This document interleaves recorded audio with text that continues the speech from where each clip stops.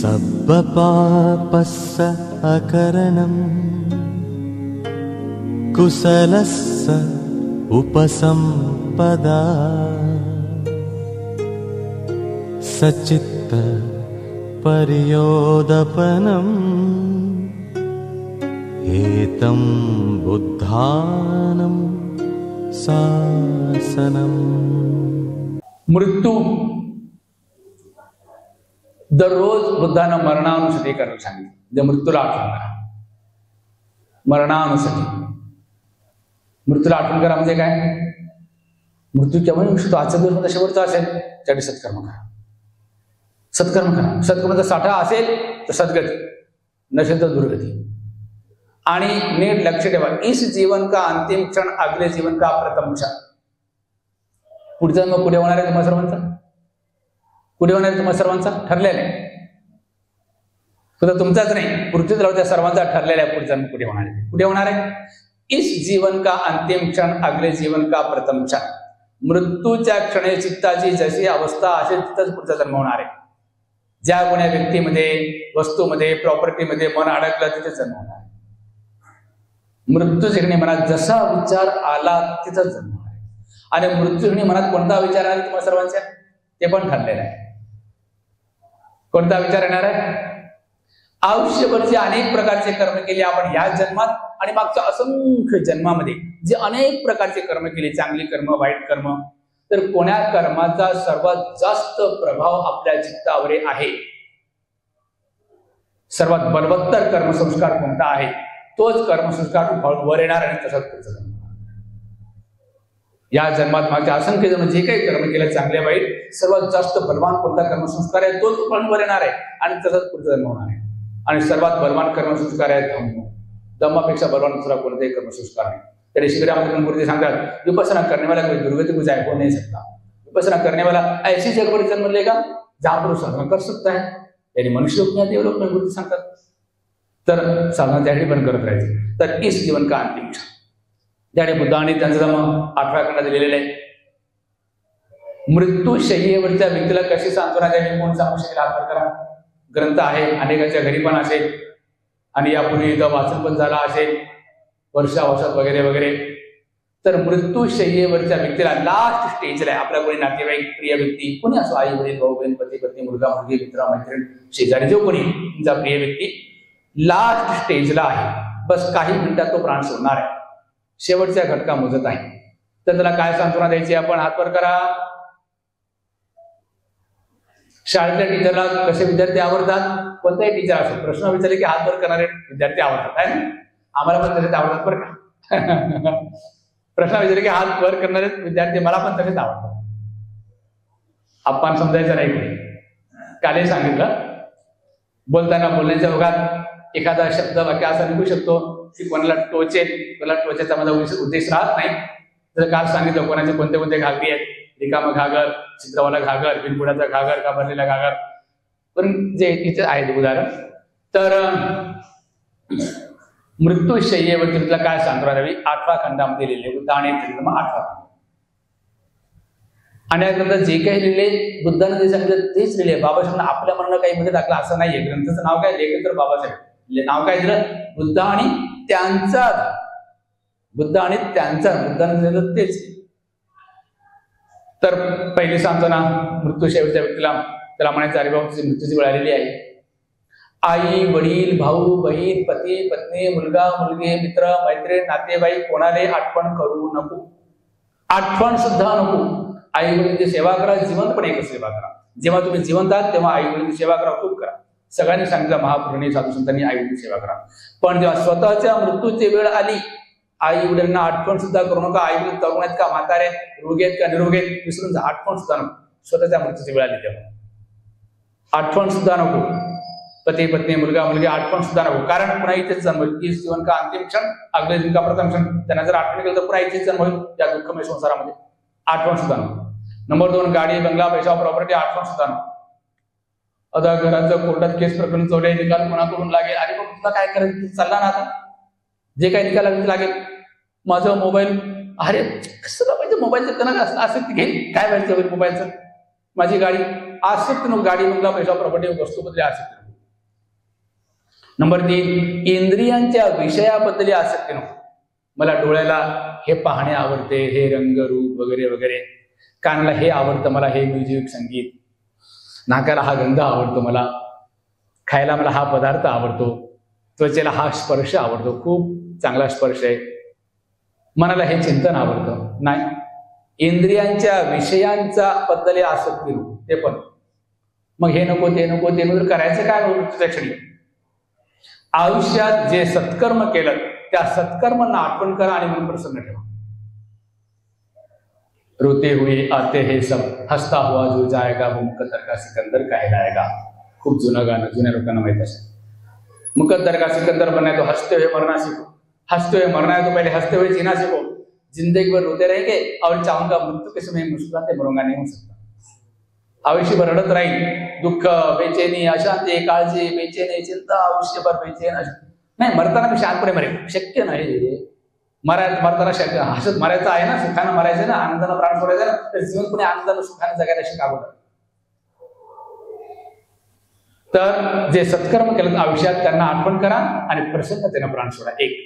Number 2, जे शील तुमचे परिशुद्ध आहेत, 5 शील असे तर चांगली गोष्ट, किंवा जे शील तुमचे परिशुद्ध आहे त्या परिशुद्ध शीलांना आठवण करा आणि प्रसन्नपणे आनंदाने प्राण सोडा.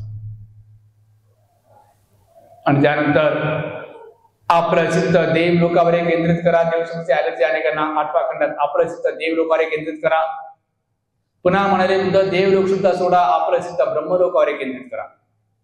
पुन्हा म्हणाले ब्रह्मलोक सुद्धा सोडा, आपलं चित्त निर्वाणावर केंद्रित करा. 8वा खंड. 6 प्रकारचे देवलोक: चतुर्मार्ग देवता, तामतीस देवता, यामा देवता, तुषित देवता, निम्मानती देवता, परिणतवस्वती देवता. 6 देवलोक आणि 20 ब्रह्मलोक. त्यातले 2 भाग 16 रूप ब्रह्मलोक, 4 अरूप ब्रह्मलोक. 20 ब्रह्मलोक, 6 देवलोक, 26, 1 मनुष्यलोक, 27 आणि 4 दुर्गतीचे लोक, नरक लोक, असुरलोक, प्रेतलोक, पशुपक्षी लोक. 31 लोक. हे 31 लोक. कोणताही सम्यक संबुद्ध शेवटकडून दुसरा जन्म तुषित देवलोकात. सिद्धार्थ गौतम सम्यक समुद्र मनुष्याच्या रूपात जन्म होणार, मनुष्याच्या पोटी, आणि सम्यक समुद्र होणार. पण महामायाच्या पोटात येण्याच्या अगोदर सिद्धार्थ गौतम कुणाचे तुषित देवलोकात. आणि महामायाच्या पुढे जन्म घेण्याच्या अगोदर बुद्धाने लिहिलेलं आहे सुरुवातीला पहिल्याच खंडात. महामायाला विचारतात, मी माझा शेवटचा जन्म पृथ्वीने घ्यायचं ठरवलंय, तू माझी माता बनशील का? महामाया हो म्हणाली, तेव्हा जगात प्रवेश केला. हे तर वाक्य अनेकांनी ऐकलं असेल, वाचलं असेल. मी माझा शेवट जन्म पृथ्वीने घ्यायचं ठरवलंय. का बरं महामायाच का विचारलं? आज तुमच्या मुंबई शहरामध्ये किती महिलांची संख्या किती आहे? महिला महाराष्ट्रात किती महिला आहेत? भारतात किती महिला आहेत? संपूर्ण पृथ्वीतलावर महिलांची संख्या किती आहे? एवढ्या महिला असताना सिद्धार्थ गौतमनं महामायाच का निवडलं? तू माझी माता होशील का म्हणून. मिलिंद कृष्ण ग्रंथामध्ये नागशनबंदीजी जिच्या पुढे जन्म घ्यायचा तिला विचारलं, म्हणजे माता होशील का, आणि तिच्या गर्भात प्रवेश केलं. का बरं महामायाच का विचारलं? तिने तिलाच का विचारलं?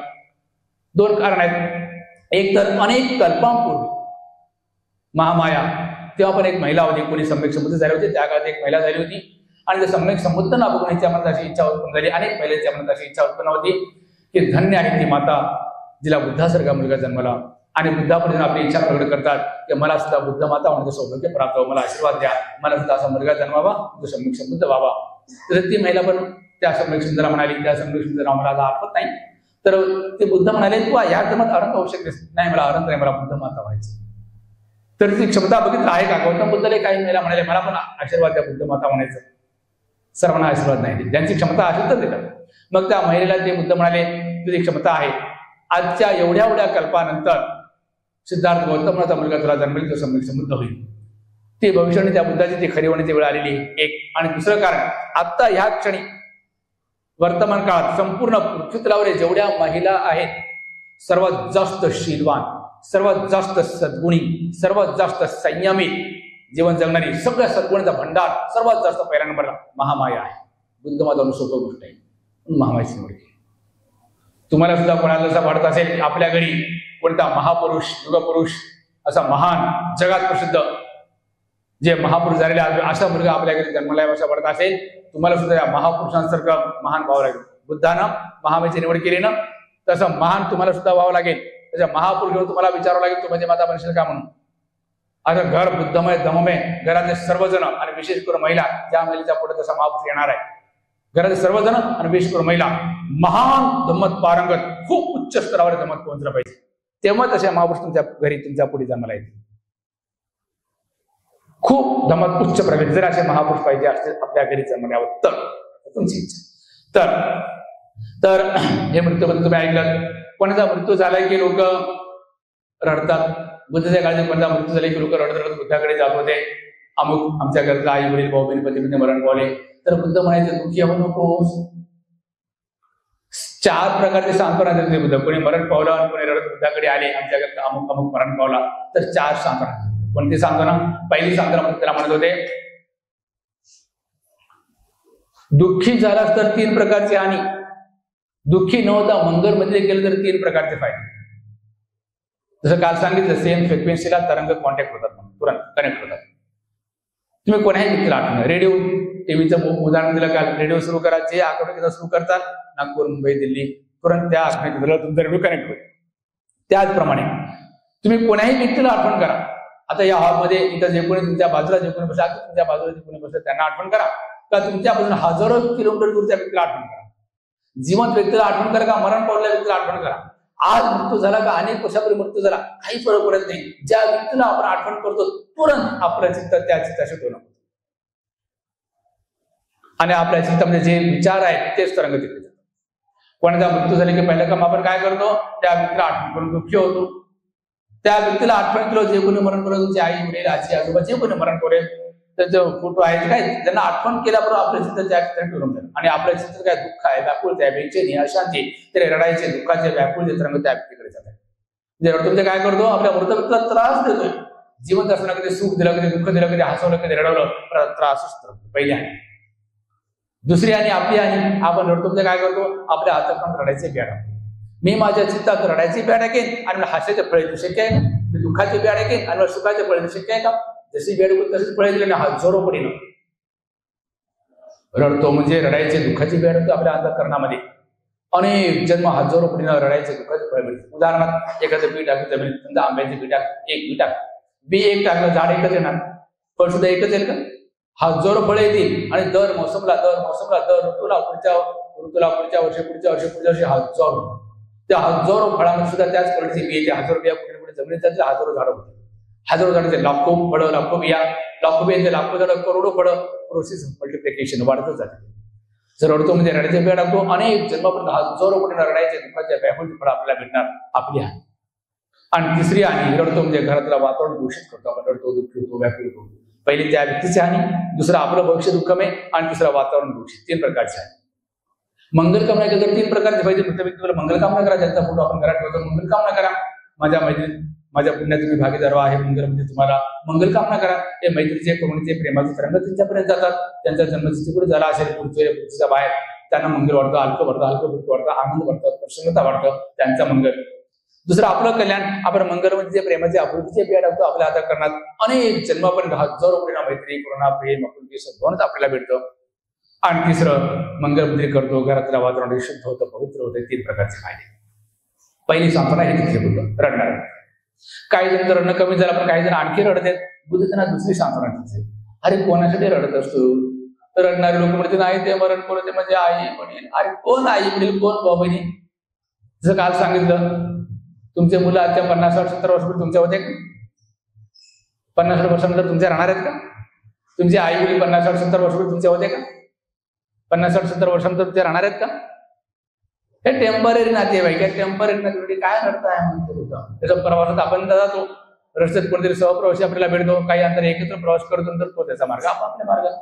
हे टेम्पररी नातेवाईक आहे. त्या टेम्पररी नातेवाईक काय रडतात म्हणतो ते आता 100 वर्षापर्यंत तुमचे नव्हते 100 वर्ष तुमचे नाही राहणार. रडणं कमी झालं काही लोकांचं काही जण आणखी रडत. बुद्धांना तिसरी सांत्वना दिली अरे कोणासाठी रडत असतो नाही तो मरण पावला म्हणजे आई वडील भाऊ बहीण खूप चांगला होता मुलगा मुलगी अरे कोण आई वडील कोण भाऊ बहिणी? नीट ऐका या संपूर्ण ब्रह्मांडामध्ये एकही प्राणी असा नाही जो कोणाला कोणा जन्मी तुमचा सख्खा आई वडील भाऊ बहीण मुलगा मुलगी नाही झाला. ज्यांना टीका करताना ज्यांच्यावर तुम्ही ज्यांच्यावर कोणी टीका सगळे करत नाही. जर कोणी टीका करणारे असतील तुमच्यापैकी जर कोणी कोणावर टीका करणारे असतील परिस्थितीपैकी नातेवाईकांपैकी किंवा तो ब्राह्मण तो RSS तो बीजेपी किंवा कशावर टीका करत असतात, त्यांच्यापैकी एकही व्यक्ती असा नाही जो कोणा कोणा जन्मी तुमचा सख्खा आई वडील भाऊ मुलगा मुलगी नाही झाला. संपूर्ण पृथ्वीवर जेवढे मनुष्य आहेत ना, एकही मनुष्य असा नाही जो कोणा कोणा जन्मी तुमचा सख्खा आई वडील भाऊ बहीण मुलगा मुलगी नाही झाला. पशु पक्ष्यांपैकी एकही पशुपक्षी पृथ्वीवर जेवढे पशुपक्षी आहेत ना, एकही पशुपक्षी असा नाही जो कोणा कोणा जन्मी तुमचा सख्खा आई वडील भाऊ बहीण मुलगा मुलगी नाही झाला. ज्यांना तुम्ही कापून खाता ना त्या पशुपक्ष्यांना, ते सुद्धा कोणा कोणा जन्मी तुमचे सख्खे आई वडील भाऊ बहीण मुलगा मुलगी. आणि त्या पशुपक्षीच नाही, संपूर्ण ब्रह्मांडात जेवढे प्राणी फक्त पृथ्वीच नाही, संपूर्ण ब्रह्मांडातल्या प्राण्यापैकी एकही प्राणी असा नाही जो कोणा कोणा जन्मी तुमचा सख्खा आई वडील भाऊ बहीण मुलगा मुलगी नाही झाला. कोणासाठी रडताय? कोणासाठी रडताय? सगळेच तुमचे नातेवाईक कोणा कोणा जन्माचे. तिसरी सांत्वना, अनेक हजारांना कमी झालं. आता चौथी सांत्वना बुद्ध त्यानंतर पुणे रडू लागला. त्याला बुद्ध म्हणत होते, अरे किती रडशील, किती रडशील. मागच्या असंख्य जन्मात प्रियजनांच्या मृत्यूच्या वियोगाच्या दुःखामुळं तुझ्या डोळ्यातून जे अश्रू वाहिले ना, ते सर्व अश्रू जर एकत्र केलं त्या 7 महासमुद्राचं पाणी कमी पडेल. या 7 महासमुद्राचं टोटल एकूण जेवढं पाणी आहे ना, त्यापेक्षा जास्त पाणी तुझ्या डोळ्यातून वाहिले. प्रत्येकाच्या प्रत्येकाच्या डोळ्यातून आजपर्यंत वाहिलेले. प्रिय मरत राहिले तू रडत राहिला, प्रिय मरत राहिले तू रडत राहिला, आजपर्यंत एवढा रडला. आणि इथून पुढे सुद्धा प्रिय मरत राहील तू रडत राहशील, प्रिय मरत राहील तू रडत राहशील. कधीपर्यंत हे? अरे याच्या बाहेर निघ, अष्टांगिक मार्गावर हे धम्माचा अभ्यास करून जन्म मरणाचा मुक्त हो. हे 4 प्रकारे संसारात होते. आणि मी कोणी बुद्धाला विचारलं, भगवान तुम्ही म्हणालात की आपण मंगल कामना केलं तर त्यांच्यापर्यंत मंगलमंदिरे पोहोचते. कुठेही जन्म झाला तरी त्यांच्यापर्यंत मंगलमंदिरे पोहोचते का? जे आपले मरण पावले लोक आहेत.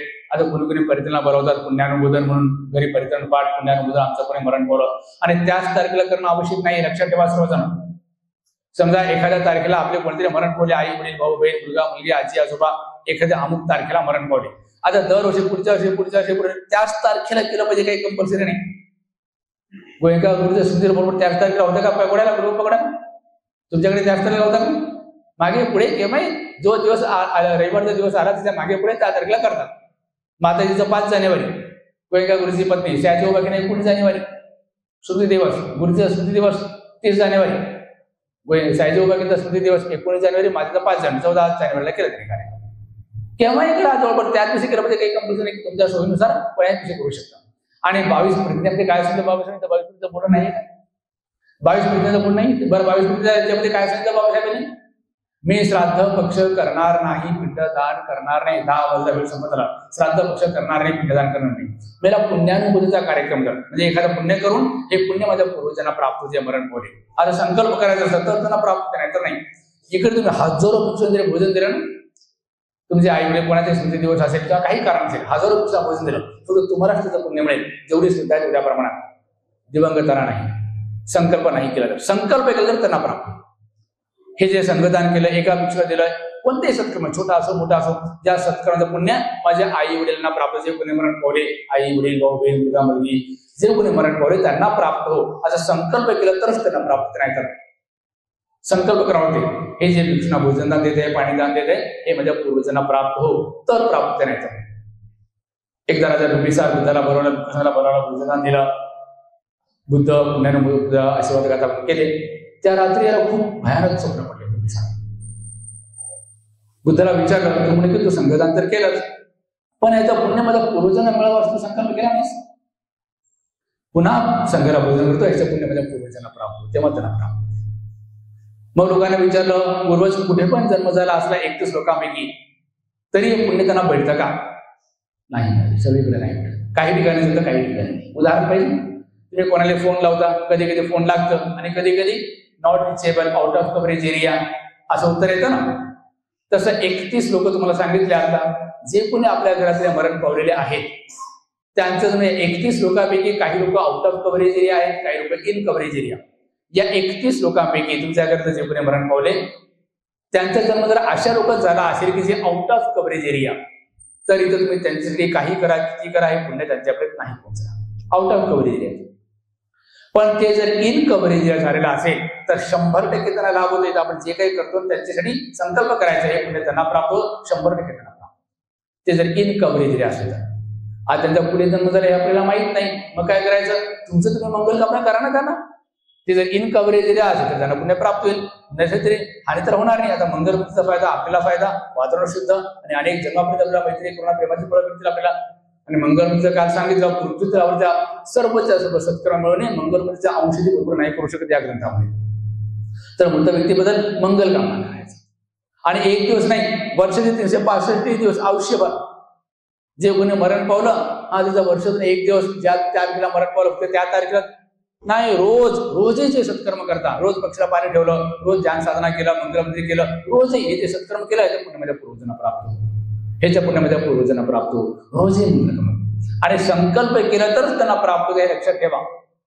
तुमच्या पूर्वज जे कोणी मरण पावलं त्याच्या स्मृती दिनाला तुम्ही 1, 2, 10, 20, 1000 तरी बोलावला ना आणि भोजन दिलं, पण संकल्प नाही केलं त्याच्या पुण्यामध्ये पूर्वजना प्राप्त हो, तर त्यांना प्राप्त होणार नाही. संकल्प करावा लागतो. त्याला पुण्यानुमोदन म्हणजे एखादं पुण्यकर्म करून ते पुण्य त्यांना प्राप्त हो असं संकल्प करावा लागतो, तर त्यांना प्राप्त हो. इथं भोजन दिलं तर त्यांना भोजन, त्यांची भूक मिळेल. इथं पाणी दिलं तर त्यांना तर पाणी मिळेल. इथं औषध दिले तर जे काही सेवा करतात ते त्याला तिथे प्राप्त होते. हे अधिक माहितीसाठी विमान वत्तू पाली पेत वत्तू पाली ग्रंथाचं नाव ऐकलं का? विमान वत्तू पाली पेत वत्तू पाली एकाच ग्रंथात 2 भाग. विमान वत्तू पाली म्हणजे बुद्धाचा प्रमुख श्री साहित्य महामंगल, विशेष करून महामंगल आहे. या देवलोकात त्या देवलोकात नेहमी जायचा आणि त्या देवतांना विचारायचा, प्रत्येक कोणाला विचारून की तुम्ही मनुष्यलोकात असताना कोणतं कर्म केलं त्यामुळे तुम्ही देवलोकात जन्मले. कोणती पण देवता जे इतर देवतापेक्षा विशेष भव्य आहे, तेज इतर देवतापेक्षा जास्त तेज आहे, जास्त इतर देवतापेक्षा श्रेष्ठ आहे, तू कोणतं कर्म केलं म्हणून तुला मनुष्यलोक देवलोकात जन्म झाला आणि एवढं सगळं वैभव इतर देवतापेक्षा श्रेष्ठ. अनेक देवता मग ते देवता सांगायचे मनुष्यलोकात असताना हे कर्म केलं, ते कर्म केलं, हे सत्कर्म केलं, सत्कर्मशील केलं, दान केलं वगैरे. मग प्रेत लोकात जाऊन त्यांना विचारायचे की तुम्ही मनुष्यलोकात असताना कोणतं वाईट कर्म केलं जेव्हा तुझं प्रेत लोकात जन्म झाला. सांगायचे हे दुष्कर्म, ते दुष्कर्म, ते दुष्कर्म. एक तर ह्याच्यात उदाहरण दिलं ते तर महामग्रण. तर पुण्यानुमोदन, तर प्रेत लोकांमध्ये जन्मले प्राणी सांगतात की पुण्यानुमोदन आणि सल्ला सुद्धा अनेक त्याच्यामध्ये पण सांगितलेलं आहे. आपण ते पुण्यानुमोदन एखादं सत्कर्म करून पूर्वजांप्रती अनुमोदन करा, हे त्यांना प्राप्त होतं तर भेटलं. आणि अनेक जण परिधान लांबला बरोबर आणि अनेक जण म्हणतात मरणानंतर मी रागी राहतो. आता इथं काही करून त्याला काही लागू का? मिलिंद कृष्ण ग्रंथामध्ये सुद्धा आहे मृत व्यक्तीबद्दल आपण मंगल कामना करतो त्यांना प्राप्त होते जर ते इन कव्हरेज असतं. मिलिंद कृष्णामध्ये पण आहे आणि विमान वत्तुपाली पेत वत्तुपालीमध्ये आहे आणि बुद्धवाणीच्या इतर ग्रंथामध्ये सुद्धा आहे. तर मला वाटतं आता आपण वेळ झाला, थांबायला पाहिजे. आणि लक्ष ठेवा, ध्यान साधनेचे काही फायदे सांगितले. रोज साधना करा आणि 10 मिनिटं शिबिर सुरुवात आहे. 20 मिनट शिबिरामध्ये गुरुजी म्हणतात अब आप सीनियर साधक हो गए हो, 10 दिन का शिविर करने वाले हो तो भी बच्चे है, केजी के बच्चे है, किंडरगार्टन के बच्चे है. तर विपयना साधना करा. मध्यम निकाय दिग्ग निकायामध्ये सतीपठ्ठान सुद्धा बुद्धाची शिकवण आहे विपयना साधना. आणि विपयना विरोधक त्यांना म्हणायचं तू शिबिर करून बघ, 1 शिबिर 2 शिबिर 10 शिबिर करून बघ, 1 शिबिर करून बघ, 2 शिबिर करून बघ, नंतर तुझा निर्णय घे. पटला स्वीकार कर, नाही पटला नको स्वीकार करू. या ग्रंथामध्ये बुद्ध आणि त्यांचा मग 35 पेक्षा जास्त ठिकाणी ध्यान साधण्यामध्ये लिहिलेले आणि विरोध कुठेच केलेले नाही, प्रोत्साहन दिलेले, करायला सांगितलं ध्यान, त्याचे फायदे सांगितलेले. मंगलमंत्रीला सुरुवात करू आपण. चला सुरू करा. मंगलमैत्री कशी करायची? मंगलमैत्री जगातल्या सर्व प्राण्याबद्दल मंगल कामना. सुरुवात कशी करायची? सुरू करा. कशी करायची सुरुवात? अगदी सुरुवातीला प्रियजनांप्रती मंगल कामना, जे आपल्याला खूप जास्त प्रिय आहेत, आई वडील असो, भाऊ बहीण असो, पती पत्नी असो, मुलगा मुलगी असो, मित्रमैत्रिणी असो, जे कोणी प्रियजनांप्रती मंगल कामना करणं खूप सोपं आहे. आणि मंगलमैत्री संवेदनांच्या आधारावर केलं तर ते अंतर्मनातून असतं, जास्त बलशाली असतं, ते जास्त प्रभावशाली, जास्त बलवान. मंगलमैत्री न करता वर केलं तरी पण फायदा आहे, पण कमी, संवेदनाच्या आधारावर जास्त. तर सुरुवात प्रियजनांपासून, प्रियजनांप्रती मंगल कामना करा. त्यानंतर जे कमी प्रिय आहेत त्या लोकांप्रती मंगल कामना करा. कमी प्रिय व्यक्तींबद्दल, व्यक्तिविशेषसाठी सुद्धा मंगल कामना करू शकता, विशेष एखाद्या व्यक्तीसाठी. त्यानंतर मग सर्वसामान्य तुमच्या परिचित लोकांप्रती मंगल कामना करा. सामान्य, सर्वसामान्य, परिचित. आपल्या पुण्यात त्यांना भागीदार बनवायचं. मंगल कामना करा म्हणजे माझ्या पुण्यात ते भागीदार होऊन त्यांना धमावलो, त्यांची सद्गती हो, त्यांची धर्म प्रगती हो, वगैरे वगैरे. परिचितांप्रती मंगल कामना, मंगलमैत्री. त्यानंतर अपरिचित तर पुष्कळ आहे. सर्व अपरिचित सर्वांप्रती मंगल कामना, मंगलमैत्री. वेगवेगळ्या दिशेने जितकं दूर चित्त नेऊ शकता. आनापान करताना फक्त श्वासापर्यंत चित्त केंद्रित ठेवायचं. विपश्यना करताना संवेदना आणि नित्यबोध क्षमता इथे चित्त केंद्रित करायचं. बरं मंगलमंत्री करताना दूरपर्यंत आपलं चित्र नेऊ शकता. जितकं दूरपर्यंत तुम्हाला मंगलमंत्री करायचं तेवढं दूरपर्यंत. पूर्व दिशेला चित्त न्या. मंगलमंत्री पूर्व दिशेच्या प्राण्याबद्दल जितके दूर नेऊ शकता चित्त. मुंबईची सीमा, महाराष्ट्राची सीमा, भारताची सीमा, संपूर्ण पृथ्वीचे बाहेर संपूर्ण ब्रह्मांड, 1 ब्रह्मांड, 10 ब्रह्मांड, 1000 ब्रह्मांड, लाखो करोडो ब्रह्मांड, जितकं दूर चित्त नेऊ शकता पूर्व दिशेला तितकं दूर चित्त न्या. सर्व प्राण्यांबद्दल मंगलमैत्री, मंगलकामना. सर्व प्राणी माझ्या पुण्यात भागीदार हो. मंगलमैत्रीचा वर्षाव करा. तसंच पश्चिम दिशेला जितकं दूर आपलं चित्त नेऊ शकता. मुंबई, महाराष्ट्र, भारत, पृथ्वी, 1, 10, हजारो, लाखो करोडो ब्रह्मांड, जितकं दूर नेऊ शकता पश्चिम दिशेला तितकं दूर चित्ताने सर्व प्राण्यांवर मंगलमैत्रीचा वर्षाव करा. जीव इकलौते पुत्र पर उमड़े माँ का प्यार, त्यों प्यारा लगता रहे हमें सकल संसार. अब तक निज परिवार ही बना रहा संसार, अब सारा संसार ही बन जाए परिवार, अब सारा संसार ही बन जाए परिवार. त्याचप्रमाणे उत्तर दिशेला, दक्षिण दिशेला जितकं दूर चित्त नेऊ शकता. उत्तर दक्षिण दिशेला मुंबई, महाराष्ट्र, भारत, पृथ्वी आणि अनेक ब्रह्मांड, तितकं दूर चित्त न्या. वर खाली सर्व दिशांनी जितकं दूर चित्त नेऊ शकता तितकं दूर चित्त नेऊन सर्व प्राण्यांवर मंगलमैत्रीच्या प्रेमाचा वर्षाव करा. सर्व प्राणी माझ्या पुण्यात भागीदार हो. या जन्मात, मागच्या असंख्य जन्मात जे पुण्य अर्जित केले मी त्या पुण्याचं वितरण करत आहे, वाटप करत आहे. अनंत ब्रह्मांडातील समस्त प्राणी माझ्या पुण्यात भागीदार हो. सर्व ब्रह्मांडातील सर्व प्राणी माझ्या पुण्यात भागीदार हो, हिस्सेदार हो. मी माझ्या पुण्याचं वितरण करत आहे सर्व प्राण्यांमध्ये. संपूर्ण ब्रह्मांडामध्ये एकही प्राणी असा असणार जो माझ्या पुण्यात भागीदार नाही झाला. सर्व प्राण्यांमध्ये माझ्या पुण्य भागीदार वितरित करत आहे. मी सर्व प्राणी माझ्या पुण्यात भागीदार हो. सर्व अपरिचित, सर्व अबद्दल. त्यानंतर सगळे पाण्यामध्ये, जमिनीवरचे, झाडावरचे, आकाशातले, 2 पायाचे, 4 पायाचे, अनेक पायाचे, बिगर पायाचे. आणि ते सर्व झाल्यानंतर स्वतःबद्दल मंगलमैत्री करा. माझं मंगल हो, माझं कल्याण हो, माझी धर्मात खूप प्रगती हो. कोणताही सत्कर्म करताना संकल्प करायचा. बंदीला भोजन देतात, पाणीदान देतात, पशुपक्षींना काही खाद्यपदार्थ, पेयपदार्थ दिला तरी पण मंगलकामना. हे पुण्य पूर्वजांना तर आहेच आहे, पण मला सुद्धा या पुण्यफळानं निर्वाण प्राप्तीपर्यंत कधी म्हणजे दुर्गती होऊ नये. या पुण्यफळानं निर्वाण प्राप्तीपर्यंत प्रत्येक जन्मामध्ये सद्गती हो. प्रत्येक जन्मात धर्माचा मार्ग मिळो, सज्जनांची संगत लाभो. भविष्य होणाऱ्या बुद्धीच्या काळात मनुष्य जीवन मिळो. त्या संरक्षणामध्ये सेवा करायचं, दान देण्याचं प्राप्त संकल्प करायचा.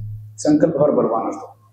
आणि सर्वात शेवटी त्यांच्या प्रती मंगलमैत्री करा ज्यांच्याशी भूतकाळात कधी भांडण झालेलं आहे किंवा वर्तमान काळात भांडण चालू आहे, किंवा आजच भांडण झालं किंवा कोर्टात प्रकरण चालू आहे, भूतकाळात झालं किंवा आत्ता चालू आहे, त्यांच्या प्रती विशेष मंगलमैत्री. सर्वांप्रती मंगलमैत्री, सर्वांचं अशी मंगलमैत्री रोज करायचं. साधू साधू साधू, खूप मंगल, खूप कल्याण. आणि संकल्प करा. कुठलाही सत्कर्म केला ना, या पुण्यफळाने मला हे प्राप्त होते, निर्माण प्राप्त हो, वगैरे वगैरे. आणि संकल्पाचा खूप बळ असतो. किती हलका फुलका संस्कार जरी, संकल्प जरी असला ना हलका फुलका, तरी पण वारंवार करत गहरा होतो. उदाहरणार्थ जसं वर लटकून ठेवलं तुम्ही आहे ना, कोणी पंखे लटकून ठेवतात वर सिलिंग फॅन, तसं उदाहरण वर एक पाण्याचं घागर लटकून ठेवा, त्याला खाली एक छिद्र, बारीक छिद्र, आणि ते घागर कधी रिकाम होऊ द्यायचं नाही, पाण्यानं भरायचं. त्या छिद्रातून पाणी गळत राहील. पाणी कमी झाले की पुन्हा टाका, कमी झाले की पुन्हा टाका, रिकाम होऊ द्या. आणि खाली दगड ठेवा. एक थेंब पाणी दगडावर पडेल छिद्रातून, दगडाला काहीच होत नाही. पुन्हा एक थेंब, पुन्हा एक थेंब, टप टप टप चालूच आहे. अनेक महिने, अनेक वर्ष झाली. काय होत आहे? ज्या ठिकाणी थेंब पडत आहे तिथे खड्डा होत आहे. होतो ना? ते पाण्यासारखे हलके फुलके संस्कार जरी असले, वारंवार वारंवार करत पत्थर के लकीर वाले संस्कार बनतात, दगडाचे ऋषीसारखे. जसं रोज संकल्प करायचा. कोणताही सत्कर्म केला ना, जास्त एकच संकल्प, आज वेगळा संकल्प, उद्या वेगळा संकल्प, 6 महिन्याला वेगळा संकल्प, पुढच्या वर्षी वेगळा संकल्प नाही. सिद्धार्थांचा एकच संकल्प आम्हाला संबंध व्हायचे. मामाचा संकल्प मला बुद्ध माता व्हायचे. सारीपुत्राचा संकल्प मला बुद्धीचा प्रमुख शिष्य व्हायचे. आनंदचा संकल्प मला बुद्धीचा प्रमुख सेवक व्हायचे. अनाथपणाचा संकल्प सगळ्यात मोठा दाता व्हायचे. असं संकल्प करा. कोणतेही सत्कर्म करत राहा आणि आपलं कल्याण करा. आणि जसं काल सांगितलेले पुण्य अर्जित करायचं या हेतूनच दान करायचं. आता आपण जे भिक्षुना विहार, अनाथपंथीला जसं विहार दान दिलं, तसं विहार चालू आहे. 1 रुपये देऊन त्यात कोणी सहभागी होऊ शकतं, जास्त होऊ शकतं. चला ठीक आहे. तुम्हाला सर्वांचं मंगल हो, कल्याण हो. तुम्ही जरूर काल इथं आलात, आज पण आलात, हे जे धम्मश्रवण केलं, हे धम्मश्रवण नेहमी तुमचा जास्तीत जास्त काळ नेहमी लक्षात राहो. आणि तुम्हा सर्वांच्या मनात धम्माबद्दलची श्रद्धा आहे. आणि बुद्ध म्हणतात की अनाथपुरी जे विहार दान त्याचे हजारो विहार जाऊन किती पुण्य आहेत, तिथे जास्त पुण्य लोकांना धम्म शिकवणे. तर तुम्ही तर आलात म्हणून मला धम्मदानाची संधी मिळाली. धम्मदान सुद्धा सर्वात मोठं धम्मदान. तुम्ही जर आला नसता तर कोणाला धम्म सांगितलं असतं मी?